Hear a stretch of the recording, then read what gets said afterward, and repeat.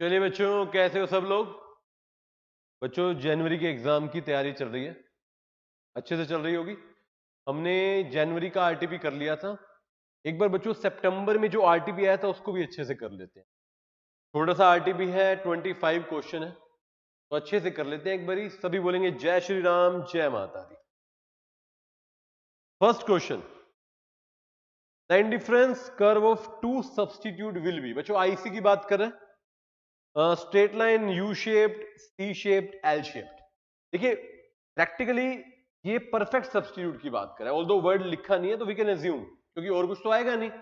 याद कीजिए perfect substitute में जो एमआरएस होती है वो 1 होती है, मार्जिनल रेट ऑफ सब्स्टिट्यूशन, और जो उसकी शेप बनती है वो बनती है बच्चों स्ट्रेट लाइन। क्या बनती है? Straight line. तो पहला हो गया A. Second, which is not the external cause of business cycle. जो बिजनेस साइकिल के दो तरह के कोजेस से, इंटरनल और एक्सटर्नल, याद है आपको? अब देखते हैं कि करके। सर पोस्ट वार रिकंस्ट्रक्शन, ये तो एक्सटर्नल है। टेक्नोलॉजी शॉक्स, ये भी सर एक्सटर्नल है। पॉपुलेशन एक्सटर्नल है। हमें बताना है कौन सा एक्सटर्नल नहीं है। मनी सप्लाई, यस डी, ये हमारा इंटरनल कोज है, right. Under which market form the demand curve is steeper as compare to monopolistic competition. बच्चों मोनोपोलिस्टिक से कंपेयर कर रहे हैं, याद आपको? एक होता है स्टीपर और उसका अपोजिट होता है फ्लैटर। अब आप याद कीजिए, एक टॉपिक आता है elasticity. Higher the elasticity the higher the flatness. तो जितना ज्यादा इलास्टिक होगा उसका कर्व उतना ज्यादा फ्लैटर होगा। अब सोचिए बच्चों, मोनोपोलिस्टिक के अलावा और कौन कौन सा इलास्टिसिटी का मुद्दा है? देखिए सर, परफेक्ट तो हो नहीं सकता। परफेक्ट में तो हमारा हॉरिजॉन्टल होता है, तो ये कट हो गया, नन भी कट कर देते हैं। ओलिगोपोली बचा, मोनोपोली बचा। ओलिगोपोली में तो परफेक्ट कर्व आता ही नहीं, किक डिमांड करवाता है, तो बचा मोनोपोली। और याद कीजिए मोनोपोली में जो इलास्टिसिटी होती है वो मोनोपोलिस्टिक के हिसाब से कम होती है, इसलिए उसका कर्व स्टीपर होता है। तो बच्चों इसका आंसर क्या आएगा? ए। थर्ड का आंसर ए।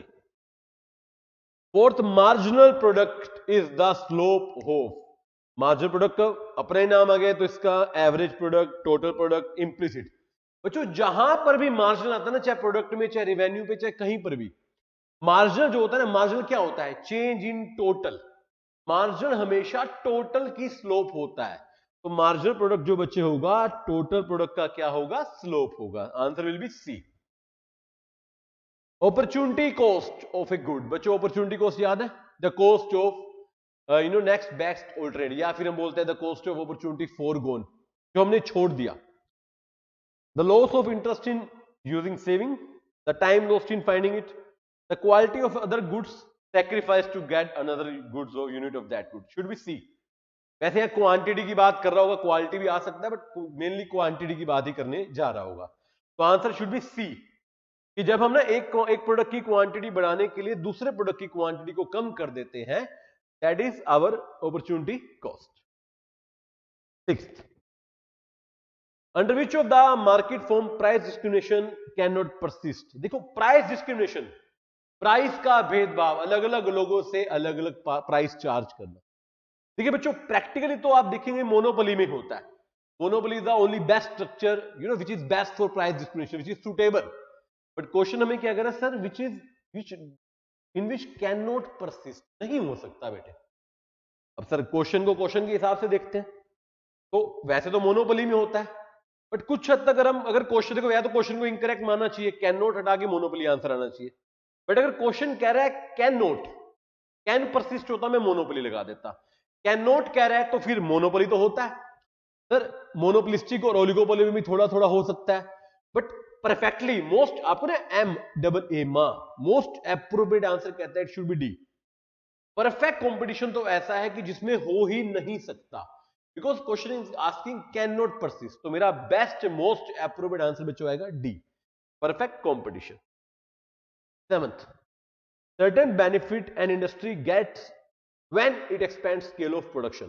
जब अपना स्केल बढ़ा देते हो तो बेनिफिट जो आपको मिलते हैं, पूरी इंडस्ट्री की बात करें, इंटरनल इकोनॉमी नहीं होगा तो डिस इकोनॉमी हो नहीं सकता, बेनिफिट की बात कर रहे हैं, तो it should be external, because पूरी इंडस्ट्री को बेनिफिट मिलने वाला है, तो it should be C, external economy. 8th,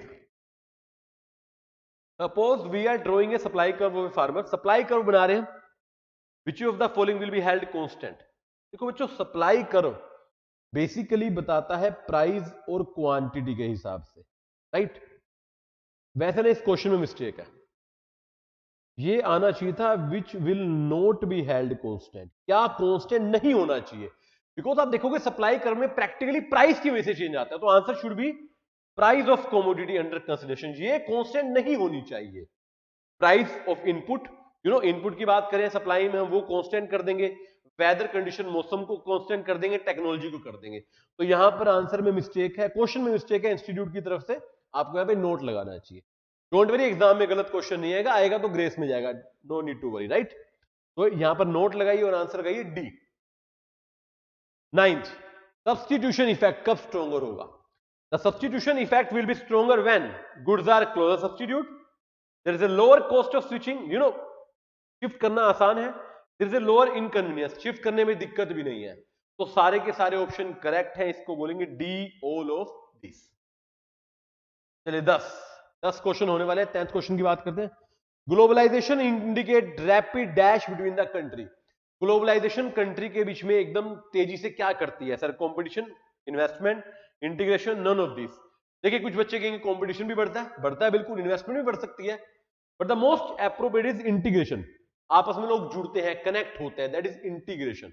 चलिए 11th क्वेश्चन बच्चों, in order to influence spending on the goods and services in the short run.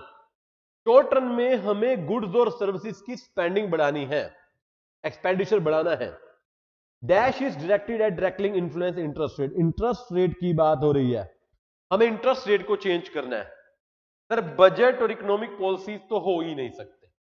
अब फिजिकल पॉलिसी भी देखो इकोनॉमी का पार्ट है, मॉनिटरी भी है, बट क्योंकि बात करें मॉनिटरी पॉलिसी की और फिजिकल की, और बात करें इंटरेस्ट की, देखिए फिजिकल पॉलिसी जनरली टैक्सेशन से रिलेट करते हैं, तो our most appropriate answer will be C, monetary policy.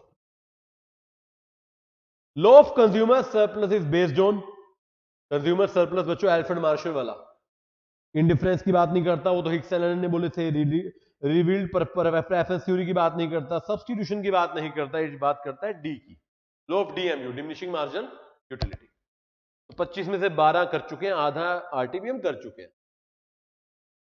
The 4 phases, देखो 4 फेज होते हैं, एक्सपेंशन, कॉन्ट्रैक्शन, देन आपका एक्सपेंशन, पीक, कॉन्ट्रैक्शन और आपका डिप्रेशन।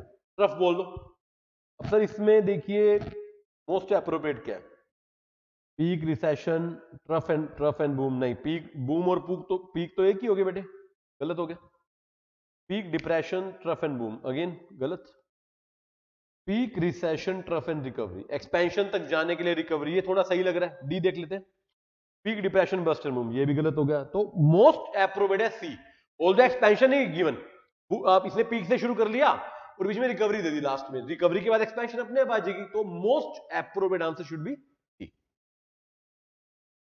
14, इंफॉर्मेशन बबल बस्ट, बड़ा आईटी बबल बस्ट, ये किसका एग्जांपल है? बिजनेस साइकिल का, कंज्यूमर सोवर्निटी का, फ्रीडम ऑफ चॉइस का, या नन ऑफ दिस? सर इसका स्ट्रेट आंसर है, 1 सेकंड में हो जाना चाहिए, business cycle. 15, difference between gross domestic investment and net domestic investment is equal to. बच्चों ग्रोस और नेट का डिफरेंस, सर ये डेप्रिसिएशन होता है, yes, consumption of fixed asset. Option देखते हैं, अनवांटेड इन्वेंट्री चेंज नहीं, एनडीबी नेशनल इनकम नहीं। अब देखो बच्चा ना डेप्रिसिएशन ढूंढ रहा है, बच्चा क्या करना? नहीं, क्वेश्चन देखिए कह रहा है जीडीपी एनडीपी का डिफरेंस। बच्चों जीडीपी एनडीपी का डिफरेंस क्या होता है? सर ये भी डेप्रिसिएशन होता है, तो गलती से भी डी ना लगाइएगा, none of this, it should be C.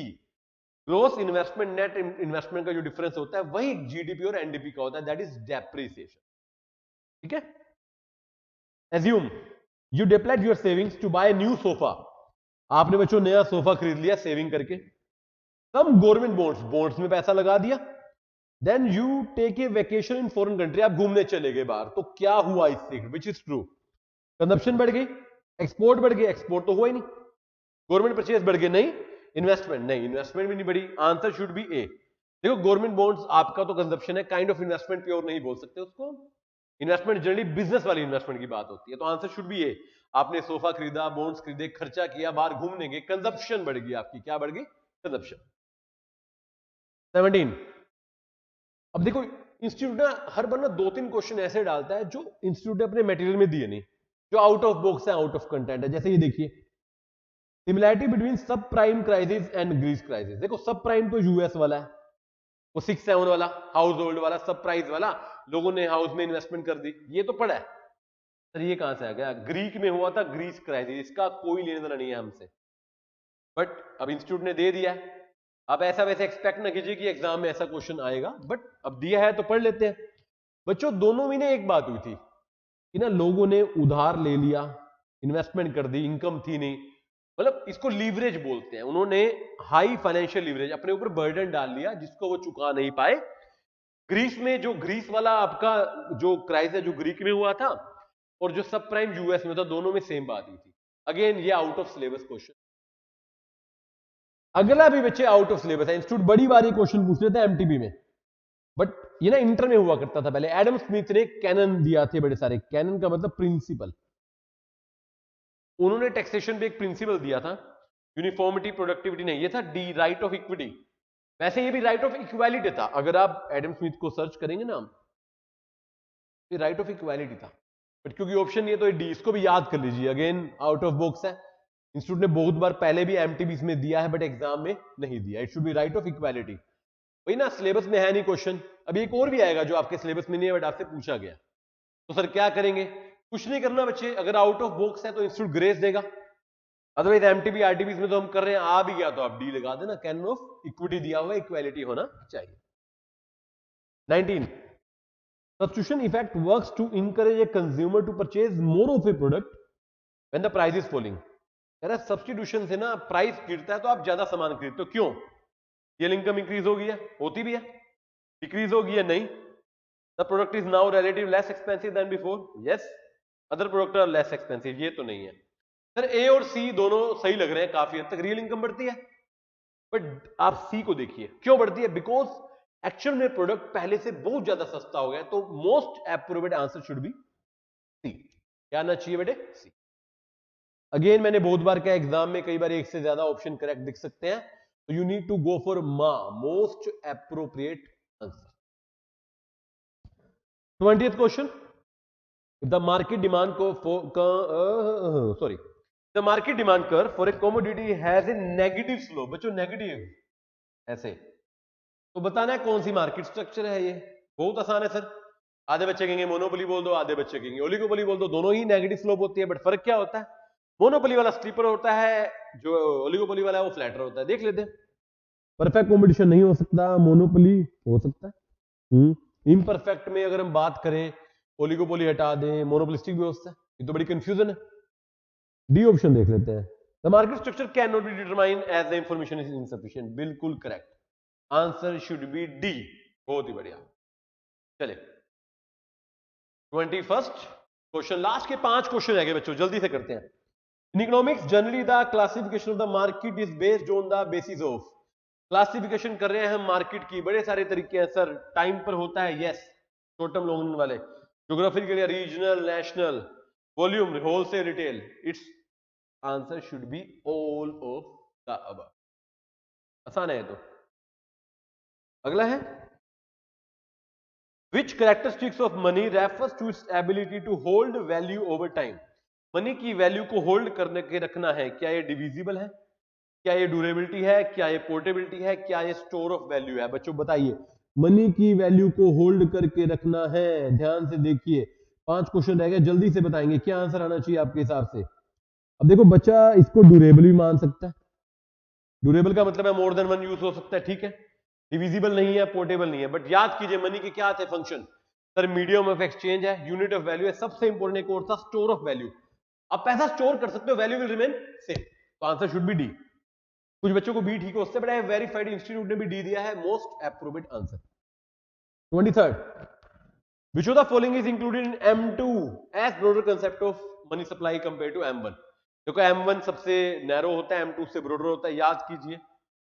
M2 होता है M1 प्लस पोस्ट ऑफिस के सेविंग डिपॉजिट, तो सर आंसर क्लियरली बी है, should be B. 24th, what is the primary purpose of import quota? Import quota क्यों लगाते हैं? ताकि import कम से कम हो। देख लेते हैं। टू इनकरेज डोमेस्टिक प्रोडक्शन नहीं, reduce government spending no, to limit quantity of import yes, and the last to increase the trade deficit. Sir answer should be C. Clearly answer क्या है हमारा? Last question. अब interesting मैं बताता हूं, ये question भी आपके सिलेबस में नहीं है। बोला गया है which exchange rate regime is adopted by highest number of IMF member. कौन कौन से आईएमएफ मेंबर ज्यादा से ज्यादा रिजीम को फॉलो करते हैं? हमारे आईएमएफ के जो मेंबर हैं वो कौन सा रिजीम फॉलो करते हैं? देखिए ये आउट ऑफ सिलेबस है। वही बात है, इंस्टीट्यूट एमटीबी में क्वेश्चन डाल रहा है कहीं से भी। याद कीजिए, एक था फिक्स एक था फ्लोटिंग। हमारा देश का कौन सा? Manage float. अब देखिए इसका आंसर मैं आपको बताता हूं, याद कर लीजिए अगर आ जाए तो। डी है। डी क्यों है? देखो एक होता है आपका हार्ड पैक, एक होता है सॉफ्ट पैक। देखिए दो तरीके से, एक में मार्केट कंट्रोल करती है और एक में गवर्नमेंट। अगर मार्केट का कंट्रोल गवर्नमेंट से ज्यादा है उसको बोलते हैं हम, क्या बोलते हैं सर? तो हम बोलते हैं हार्ड पैक। और मार्केट का कंट्रोल अगर गवर्नमेंट से कम है तो उसको हम बोलते हैं सॉफ्ट पैक। मतलब गवर्नमेंट अपना कंट्रोल रख रही है बीच में ज्यादा। बोल दो सिलेबस का पार्ट नहीं है, आप याद कर लीजिए, आंसर शुड बी।